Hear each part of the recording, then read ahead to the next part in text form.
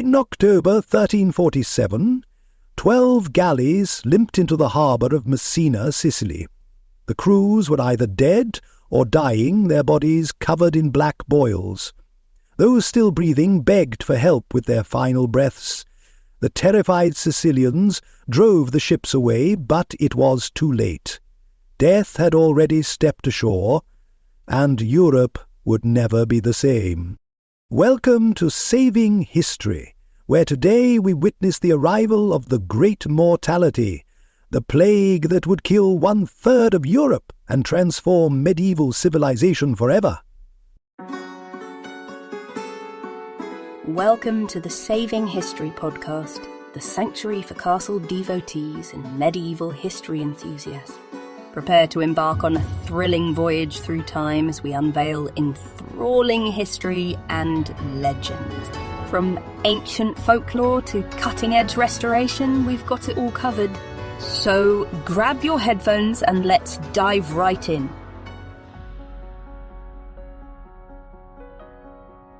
The autumn of 1347 should have brought celebration to the bustling port of Messina. The city was a crucial stop on Mediterranean trade routes, where merchants from across Europe came to exchange goods with the East. But on that October day, when 12 Genoese galleys appeared on the horizon, the celebration turned to horror. These were not ordinary merchant vessels returning with silk and spices. As the ships drew closer, dock workers could see something was terribly wrong. Bodies lay scattered across the decks. The few sailors still clinging to life were covered in grotesque black swellings the size of apples, oozing blood and pus. Their breath came in agonized gasps, and many were delirious with fever. The galleys had sailed from Caffa, a Genoese trading post on the Black Sea, where they had witnessed something beyond imagination. The Mongol army besieging the city had been decimated by a mysterious plague. In a final act of biological warfare that would echo through history, the Mongol commanders had used catapults to hurl plague-infected corpses over Caffa's wall. The Italian merchants, desperate to escape, had loaded their ships and fled, unknowingly carrying death itself across the Mediterranean. Picture the scene at Messina's harbour. The autumn sun glinting off the water, merchants and sailors going about their daily business, children playing near the docks. Then these ghost ships appearing, bringing with them a pestilence that would reshape the very foundations of medieval society. The harbour master who first boarded those vessels could never have imagined that he was witnessing the beginning of Europe's darkest hour. The authorities acted swiftly, ordering the ships out of the harbour, but their efforts were futile. The plague had already begun its inexorable march across Sicily. Within days, people in Messina began developing the same horrifying symptoms: fever, chills, and the telltale black swellings in the groin, armpits, and neck. These buboes, as they came to be known, gave the plague its name, the Black Death, though contemporaries called it simply the Great Mortality. From Sicily, the pestilence spread with terrifying speed. Trade routes that had brought prosperity to medieval Europe now became highways of death. Ships carried infected rats and fleas to every major port. Merchants, pilgrims, and soldiers unknowingly transported the disease along well-travelled roads. By winter's end, the plague had reached mainland Italy and southern France. The speed of transmission was unprecedented in medieval times. In an age when news travelled slowly and communication was limited, the plague moved faster than warning could spread.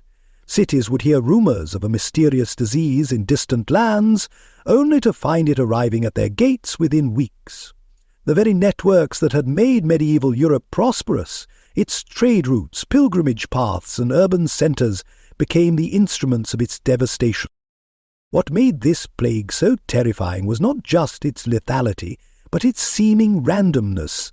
It struck rich and poor alike, sparing neither castle nor hovel. Entire families would be wiped out in a matter of days. Villages that had stood for centuries became empty graveyards. The medieval world, so carefully ordered by hierarchy and tradition, was suddenly confronted with a force that recognized no earthly authority. To understand the true horror of the great mortality, we must see it through medieval eyes. In 1347, the concept of disease transmission was virtually unknown. Most people believed illness was caused by miasma, bad air, or corrupt vapours rising from swamps and rotting matter. Others saw disease as divine punishment for sin, a belief that would have profound consequences as the plague spread. The symptoms themselves defied everything medieval physicians thought they knew about medicine. The plague manifested in 3 terrifying forms, each more deadly than the last. The bubonic plague, the most common form, began with fever and chills, followed by the eruption of grotesque swellings called buboes. These painful lumps, typically appearing in the groin, armpits, or neck, could grow to the size of oranges, and were often accompanied by internal bleeding that turned the skin black, hence the name Black Death. But there were even worse variations. The pneumonic plague attacked the lungs, causing victims to cough up blood-flecked sputum. This form was nearly always fatal and could spread directly from person to person through respiratory droplets. Most terrifying of all was the septicemic plague, where the bacteria entered the bloodstream directly. Victims of this form often died so quickly that the characteristic buboes never had time to develop. Medieval chronicles described scenes that seem almost apocalyptic. In Avignon, Guy de Chauliac, physician to Pope Clement VI, wrote of patients who died suddenly, as if in the midst of health. The famous Italian writer Giovanni Boccaccio, who lived through the plague in Florence, described how the mere touching of the clothes or anything else that had been touched or used by the sick appeared of itself to communicate the disease to the person touching. The speed of death was what truly terrorized medieval society. Unlike other diseases that might linger for weeks or months, the plague killed with shocking rapidity. From the first symptoms to death was often a matter of days, sometimes hours. Families would wake to find loved ones dead in their beds. Entire households would be wiped out before neighbours even knew they were ill. Castle life, which had seemed so secure behind thick stone walls, offered no protection. The plague was remarkably democratic in its destruction. King Alfonso XI of Castile died of the plague while besieging Gibraltar. The daughter of King Edward III of England succumbed while travelling to her wedding in Spain. Noble families, accustomed to the best medical care medieval society could provide, watched helplessly as physicians fled in terror and traditional remedies proved utterly useless. The psychological impact was perhaps as devastating as the physical toll. Medieval society was built on predictable hierarchies and time-honoured traditions. Peasants worked the land, nobles provided protection, and clergy offered spiritual guidance. But the plague recognized none of these distinctions. It killed priests as readily as peasants, nobles as easily as commoners. The very foundations of medieval worldview, that God protected the righteous and punished the wicked, seemed to crumble as good Christians died in agony while others, seemingly no more virtuous, survived. Chronicles from across Europe describe similar scenes of desperation. In England, the chronicler Henry Knighton wrote that people died so fast that the living could scarcely bury the dead. In Germany, contemporary accounts tell of entire villages being found empty, their inhabitants all dead or fled. Ships were discovered drifting unmanned, their crews nothing but skeletons. The plague's arrival in a community followed a predictable pattern of horror. First came rumours from neighbouring towns or villages. Then the first cases would appear, often among merchants, clergy, or others who travelled frequently. Within days, the disease would be racing through the population. Local authorities would attempt quarantine measures, but these were largely ineffective given medieval understanding of disease transmission. Panic would set in as death tolls mounted exponentially. Finally, social order would collapse as the living abandoned the dying and entire communities disintegrated. Perhaps nowhere was the plague's devastating impact more profound than in its challenge to medieval Christianity. The 14th century was an age of deep faith where the Church provided not just spiritual guidance, but also practical explanations for life's mysteries. The clergy, who should have been pillars of strength during the crisis, were among the hardest hit. Priests, monks, and nuns died at alarming rates, partly because their duties required them to tend to the sick and dying. In England, it's estimated that over 40% of parish priests died during the plague years. Entire monasteries were wiped out. At the prestigious Abbey of St. Albans, so many monks died that there were barely enough survivors to perform basic religious services. This created a crisis that went far beyond mere numbers. In medieval society, the clergy were the educated class, responsible not only for spiritual matters but also for record-keeping, education, and much of what we would now consider civil administration. When abbots, bishops, and learned clerics died en masse, they took with them centuries of accumulated knowledge and experience. Monastery libraries, carefully maintained for generations, fell into neglect as their guardian scholars perished. The spiritual crisis was even more profound than the practical one. Medieval Christians believed in a universe where God rewarded virtue and punished sin, but the plague seemed utterly random in its destruction. Devout Christians died in agony while others, no more righteous, survived. Children, widely believed to be innocent of serious sin, perished alongside hardened criminals. Even more troubling, the very people society considered most holy, priests, nuns, and monks, died in disproportionate numbers. This apparent divine silence in the face of unprecedented suffering led to several dramatic religious responses. Some people turned to extreme piety, believing that more intense devotion might save them or their communities. Processions of flagellants wandered across Europe, publicly whipping themselves in elaborate rituals of penance. These groups, sometimes numbering in the thousands, would enter towns, chanting hymns and performing bloody displays of self-mortification, believing their suffering might appease God's wrath. The flagellant movement spread rapidly across Central Europe, attracting followers from all social classes. These penitents followed strict rules. They could not bathe, change clothes, or speak to members of the opposite sex during their 33-day pilgrimage, representing the years of Christ's life. Twice daily they would strip to the waist and whip themselves with leather scourges embedded with iron spikes until their backs ran with blood.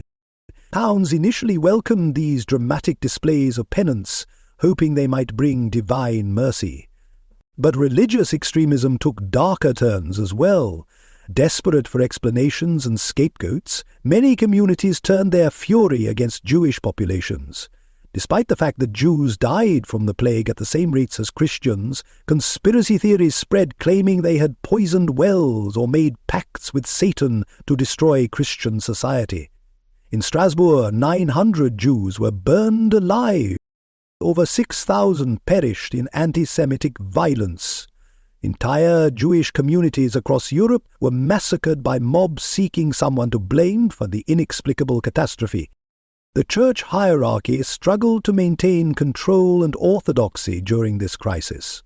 Pope Clement VI, writing from his fortified palace in Avignon, tried to reassure the faithful while condemning the excesses of the flagellants and the persecution of Jews. But papal authority seemed distant and ineffective. When entire dioceses were being devastated and local priests were dying faster than they could be replaced. Many chronicles from the period describe a profound sense of spiritual abandonment. The Italian poet Petrarch, who lost many friends to the plague, wrote of feeling that God had turned his face away from the world. English chroniclers described churches standing empty not from lack of faith, but from lack of living congregants. In some regions, so many clergy had died the sacraments could not be properly administered, leaving the faithful to face death without the spiritual comforts that had sustained their ancestors for generations. This religious crisis would have lasting consequences that extended far beyond the plague years themselves, setting the stage for the religious reforms and questioning of church authority that would characterize the later medieval period. As the great mortality spread across Europe, it didn't merely kill people, It destroyed the delicate social fabric that held medieval society together. The plague struck at the very moment when Europe was experiencing unprecedented prosperity and population growth.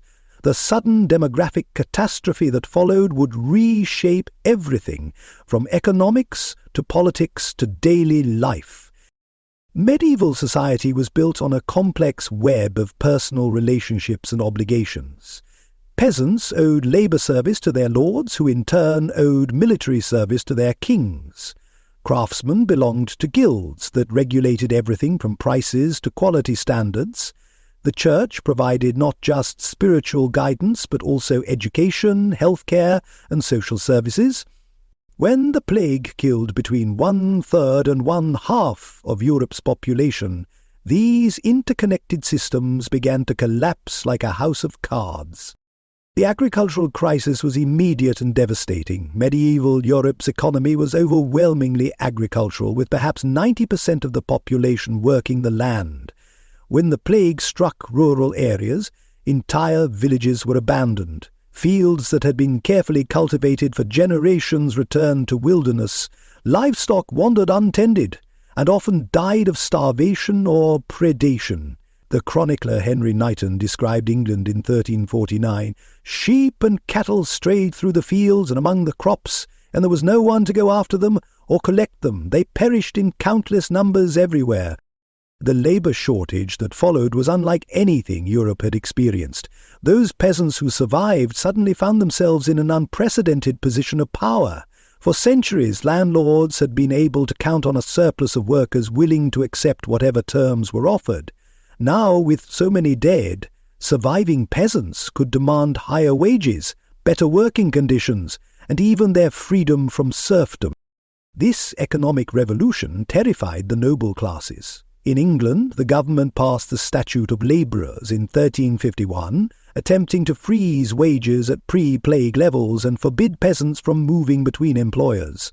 Similar laws were enacted across Europe, but they proved largely unenforceable. Landlords, desperate for workers to cultivate their lands, secretly offered higher wages and better conditions to attract labourers. The rigid social hierarchy that had defined medieval life for centuries began to crack and crumble. Urban areas faced different but equally severe challenges. Guild systems, which had regulated craft production for generations, broke down as master craftsmen died faster than apprentices could replace them. In many cities, traditional quality standards had to be abandoned simply to maintain basic production. The careful balance between different crafts and trades, built up over centuries, was shattered in a matter of years.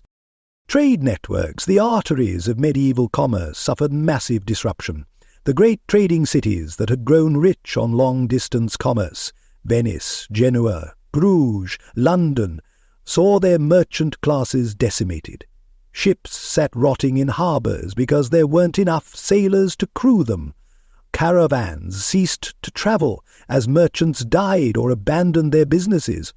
The Hanseatic League, the powerful trading confederation of northern European cities, saw its activities severely curtailed as member cities struggled just to survive.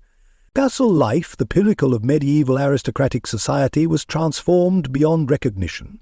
Noble households that had employed hundreds of servants, craftsmen and retainers were reduced to skeleton staffs. The elaborate court rituals and displays of magnificence that had defined noble culture became impossible to maintain. Many castles were simply abandoned as their owners died without heirs or fled to less affected regions. The breakdown of law and order was perhaps most visible in the cities. With so many magistrates, judges and law enforcement officials dead, criminal justice systems collapsed in many areas. Contemporary chronicles describe a surge in banditry and violence as desperate people struggled to survive. In some regions, entire districts fell under the control of criminal gangs or local strongmen who filled the power vacuum left by deceased authorities. Women, ironically, sometimes found new opportunities in this chaos. With so many men dead, women inherited property and businesses in unprecedented numbers. Some stepped into roles traditionally reserved for men. running workshops, conducting trade, or even managing estates. These changes would have lasting effects on European society, though the full impact wouldn't be felt for generations. The psychological impact of this social collapse cannot be overstated. Medieval people lived in a world where change happens slowly, if at all. Traditions, customs, and social relationships were expected to remain stable across generations.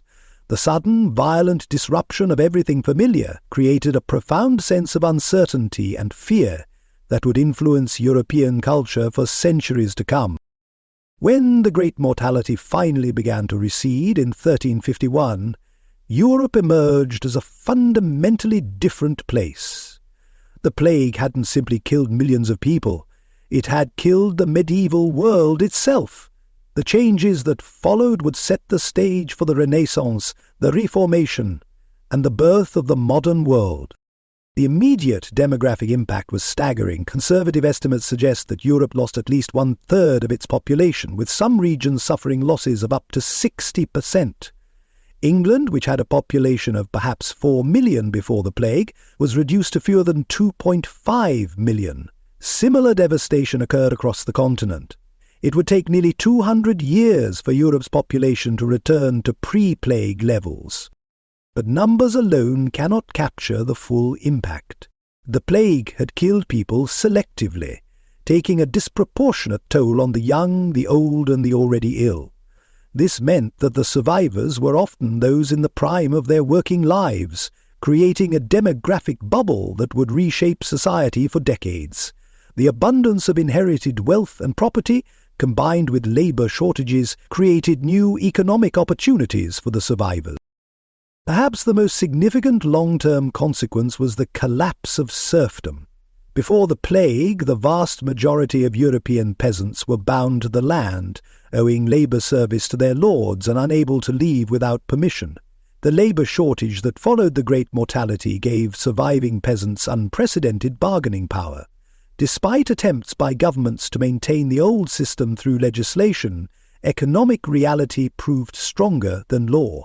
By 1400, serfdom had largely disappeared in Western Europe. This economic transformation had profound political implications. The old feudal system, based on personal relationships and land tenure, gave way to more centralized monarchies that relied increasingly on taxation and professional armies rather than feudal obligations. The English Peasants' Revolt of 1381, while ultimately unsuccessful, demonstrated how dramatically the relationship between rulers and ruled had changed.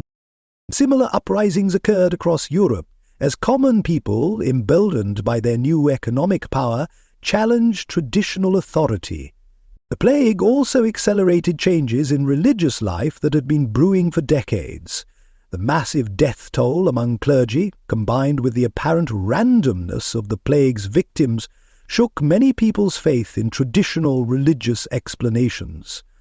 The rise of mystical movements, emphasizing direct personal relationship with God rather than institutional mediation, reflected a growing skepticism about church authority. This spiritual crisis would eventually contribute to the Protestant Reformation of the 16th century. Cultural and artistic changes were equally dramatic. The medieval fascination with death, always present but previously balanced by other themes, became overwhelming. Artists began depicting death in increasingly graphic and realistic ways. The dance of death became a popular artistic motif, showing skeletons leading people from all walks of life to their graves. Literature, too, reflected this preoccupation with mortality, from the dark humour of Chaucer's Canterbury Tales to the philosophical meditations of later medieval writers. Medical understanding, ironically, advanced little during the plague years themselves. Medieval physicians had no effective treatments and could offer little beyond traditional remedies that proved useless against the disease. However, the plague's devastating impact did lead to the establishment of new medical schools and hospitals, as communities recognized the need for better healthcare infrastructure. More importantly, the plague experience began to undermine faith in traditional medical authorities, opening the way for the empirical approach that would eventually lead to modern medicine. Urban planning and public health measures also evolved in response to the plague. Many cities implemented new sanitation regulations, improved water systems, and established boards of health to monitor disease outbreaks. While these measures were often based on incorrect theories about disease transmission, they did represent the beginning of systematic public health policy in Europe. It marked the end of the High Middle Ages and the beginning of the transformation that would lead to the modern world. The plague didn't just kill millions of people, it killed an entire way of life, forcing the survivors to rebuild their society from the ground up. In doing so, it created the conditions for the Renaissance flowering of art and learning, the age of exploration, and eventually the scientific revolution. The Black Death reminds us that even the most stable-seeming societies can be transformed almost overnight by forces beyond human control. Medieval Europe entered the 14th century confident in its hierarchies, traditions, and religious certainties. It emerged from the plague years as a fundamentally different civilization, one that would have been unrecognizable to the people of 1347. In this transformation, we can see both the fragility of human institutions and the remarkable resilience of human societies in the face of catastrophic change. Thank you for joining us on this enchanting journey through medieval history. While our weekly episodes will continue to captivate your imagination, there's an exclusive treasure trove for subscribers, a secret vault of bonus episodes filled with extra tales and deep dives into the subjects we cover. Your curiosity fuels our mission, and we're truly thankful for your support. Until we meet again among stone walls and towering turrets, keep that torch of curiosity burning bright. Thank you for listening.